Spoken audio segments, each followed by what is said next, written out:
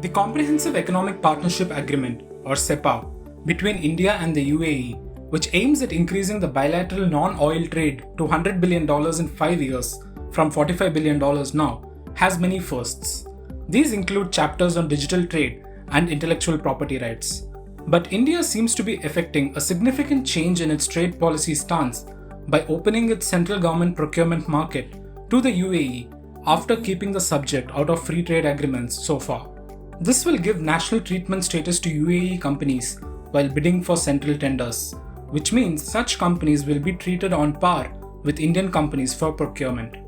Public procurement as a percentage of GDP is estimated to be about 20%. For a $3 trillion economy, this amounts to public procurement to the tune of $600 billion annually. Central public sector enterprises are a major contributor to the public procurement of works, goods and services. The stance of India, if you look at, is moving towards a gradual shift on the issues which were contentious in nature, such as if you see government procurement, e-commerce, sustainability, environment at the WTO. But now India wants to engage on these issues bilaterally with countries, and they need to be prepared for multilateral level on these issues as well. On the other hand, if you look at the Indian industries, also need to be prepared for these contentious issues which are at WTO level.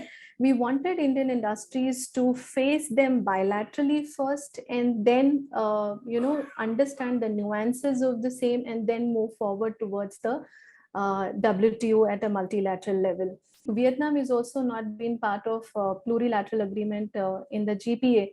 But Vietnam did sign an agreement with the European Union on the government procurement, which means that the industry, which means the countries want to understand, that what is happening between the bilaterally on these issues, and then probably being able to face 180 members at the WTO. In June 2020, the government barred global tenders from government procurement up to 200 crore rupees. Even for tenders above this threshold, the government can choose not to invite foreign suppliers. The government won't enjoy this discretion with UAE anymore. The clause, however, comes with its own limitations to safeguard the domestic industry. Public procurements of goods and services, including construction services above Rs 200 crore by 34 designated central government ministries, will be opened up.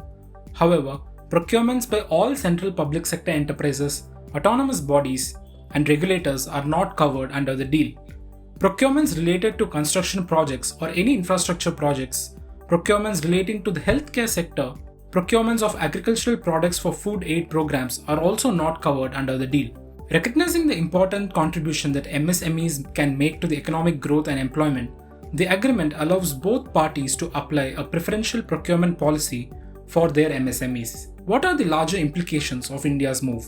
We have to also open up government procurement to Japan because of the clause that there was in the India-Japan CEPA. The larger implications is that whatever the government procures, that market will now have to be open up for foreign competition. Exposing the smaller companies to global competition is going to be disastrous. The WTO, the advantage was that, or rather is that the government procurement agreement is an optional agreement.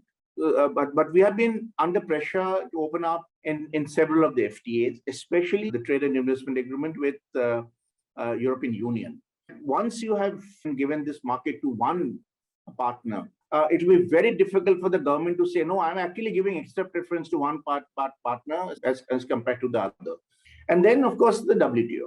As long as we had taken this state, there's very explicit position that no, this is government procurement doesn't help our companies. That is all. It was fine. We could take a consistent position there. Of course, no one can force us in the WTO. And what are the implications for Atmanirbhar Bharat? While the government has not unequivocally said that it's going to procure only from domestic players, it was always reiterated that the government would be giving a preference for the SMEs in particular, so that they had access to this particular market. And I think we also had the GEM, which was set up essentially to say that the government would be open to picking up things from the SME sector. Now, today, when we are having this free trade agreement with UAE, And one of the terms out here says clearly that companies from United Arab Emirates will also be allowed to place their bids when it comes to central government procurement. It's definitely a different tune which is being sung, because not just because it's United Arab Emirates, which may not be a very big player as far as India is concerned, when it comes to having those kind of companies which could provide those kind of goods to the central government. But once a precedent like this is set, it is but natural that other FTAs which are already there, or those which are going to be signed, will definitely include this particular norm. Known for its cautious approach towards FTAs, India is currently in negotiations with the UK, Canada, Australia, and the Gulf Cooperation Council. The government procurement clause in the deal with UAE could very well set a precedent and open the floodgates for similar demands from other nations in ongoing talks. India's existing free trade partners could also demand a review of the agreements.